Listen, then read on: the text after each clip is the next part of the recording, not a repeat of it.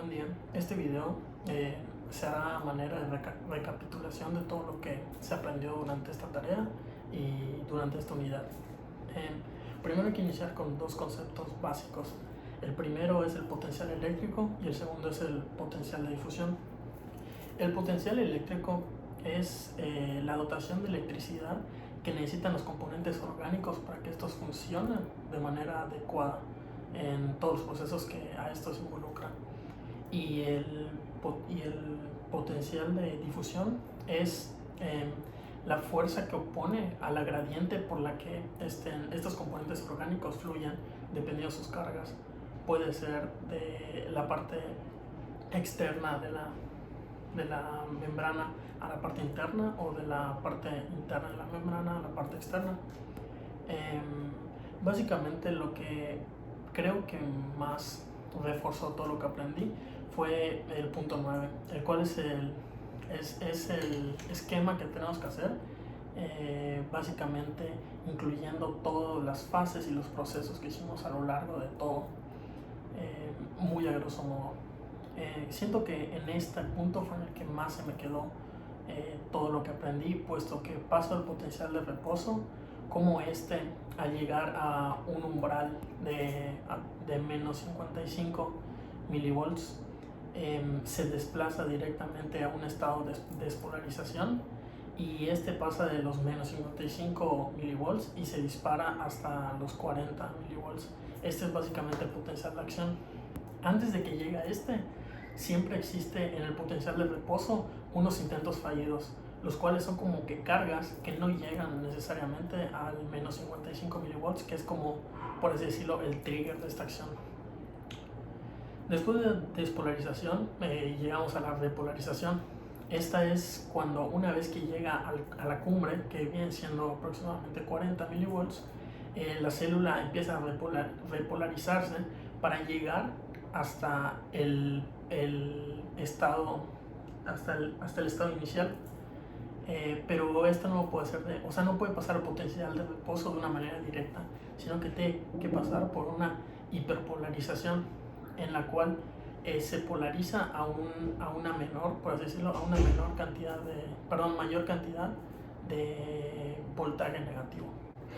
Un ejercicio que considero muy importante a lo largo de lo que se desarrolló fue el cálculo del campo eléctrico de las células betas del páncreas. Es interesante que, acentuando las bases que se llevó en el ejercicio anterior, que fue analizar las bases de cómo de cómo se realiza el potencial el potencial eléctrico entre las membranas y el juego que existe entre estas. Es interesante cómo nos plantea una función muy importante en el cuerpo, como es el balance perfecto que existe entre la creación de insulina y cómo esta se reparte a lo largo de todo el torrente sanguíneo. Fue importante para mí entender cómo esta interacción bioeléctrica que existe afecta mediante procesos químicos todo lo que pasa en nuestro cuerpo, porque básicamente esta bioeléctrica que estamos estudiando pues es como que el inicio de los procesos importantes de nuestro cuerpo, como puede ser el sistema endocrino, el cual basa su funcionamiento en mantener un equilibrio en lo que existe en el cuerpo, y básicamente eso es lo que hace, bajo ese principio opera todo lo que estamos estudiando, porque si no hay un correcto equilibrio, o en este caso una correcta polarización, siempre existe un intercambio entre las cosas que hay afuera y las cosas que hay adentro. Entonces, si llega un punto en el que hay las mismas cosas afuera y las mismas cosas adentro, estos no pueden interactuar entre sí.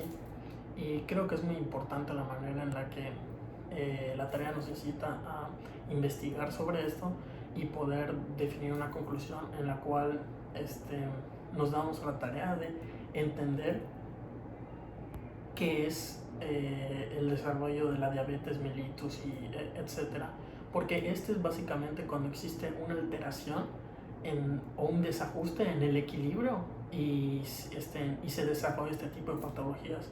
Y esto básicamente nace en el que en el organismo no existe un correcto nivel de glucosa y un correcto nivel de insulina. Entonces consideré que fue un grande ejercicio, porque si no fue complejo, creo que fue más el trasfondo que lo involucraba. Por otra parte, los ejercicios, o sea, los problemas, los consideré hasta cierto punto un tanto metódicos, puesto que era muy, o sea, realmente los iones del potencial mayormente son calcio, son potasio y sodio. Eh, en los ejercicios vimos el bicarbonato y en algunas páginas menciona que también el cloruro, pero pues si tenemos en base esos dos iones, es muy fácil ver cómo operan entre ellos. Entonces consideré de que sí fue algo que al inicio fue un poco difícil de entender, pero conforme fue avanzando la tarea, se fue volviendo más sencilla la interpretación de los problemas. De igual manera, un ejercicio bastante interesante fue Número 6, en el que experimentalmente el laboratorio se tiene una membrana similar, tiene la carga de menos 70 milivolts y de pronto se abren los canales para sodio, descifrar si este entra o sale. En base a todo lo que hemos hecho, nosotros ya sabemos que el sodio es un catión, por lo tanto este va a interactuar de manera que entra por la carga, se ve a simple vista. Pero a lo largo del problema, pues nos dice que justifiquemos nuestra respuesta en base a los resultados. Eso nos hace analizar de manera concreta por qué sucede y de qué manera se hace. Nosotros tenemos que el potencial del sodio anteriormente es positivo en 61 milivolts y nos da que la carga es de menos 70 milivolts. Entonces hacemos el ejercicio y nos da un total de menos 131.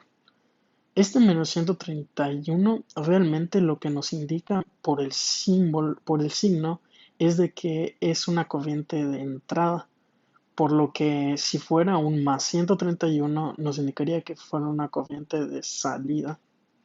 Y básicamente nos explica el por qué matemáticamente o cómo matemáticamente se llega a la conclusión de hacia dónde está fluyendo los iones.